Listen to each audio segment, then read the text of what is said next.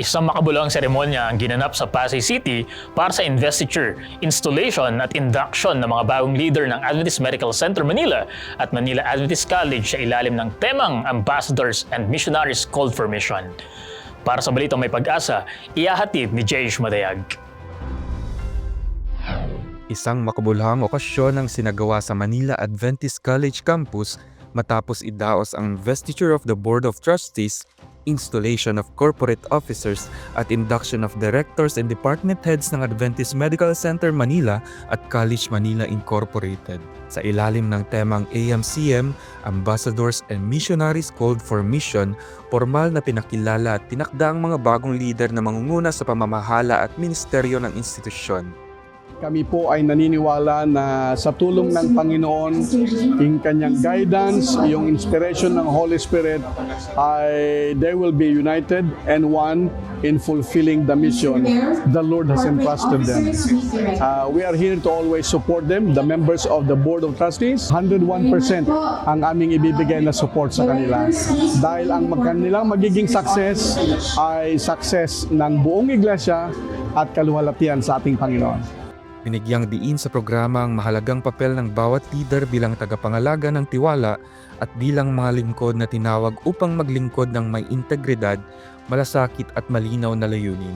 Congratulations, and I wish them the best as they continue to lead our dear Adventist Medical Center Manila and Manila Adventist College. And I hope that they are able to progress what we have started, to expand the hospital and also to make Manila Adventist College a university in the future.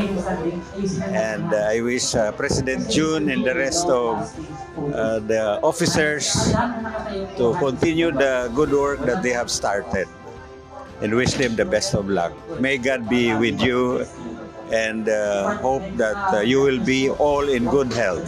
Para sa Adventist Medical Center Manila at College Manila Incorporated, ang okasyong ito ay hindi lamang seremonya ng pamumuno, kundi isang paalala ng bawat posisyon ay isang misyon, na ang tunay na serbisyo ay nagmumula sa pusong handang maglingkod para sa kapakanan ng kapwa at sa Diyos. Nagpapasalamat ako sa aking mga experiences dito sa Adventist Medical Center Manila, na sila ang naging second family ko, at nagpapasalamat din ako sa aking mga co-administrators. Sila ang naging katuwang ko. Sila ang nagbigay ng strength sa akin, lalo tigit ang ating Panginoon. Siya yung nagbigay sa akin ng lakas ng loob. Basta mangapit lang tayo sa Kanya, any challenges, malalampasan natin ito.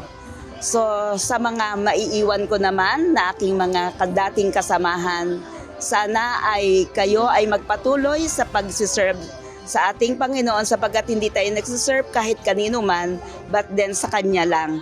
At ang aking tanging hiling nawa ay tayong lahat ay maging grounded in the Bible and focus on the mission. Layuning maghatid ng balitang may pag-asa, ako si Jayesh Madayag, nag-uulat para sa Hope Today HCNP News.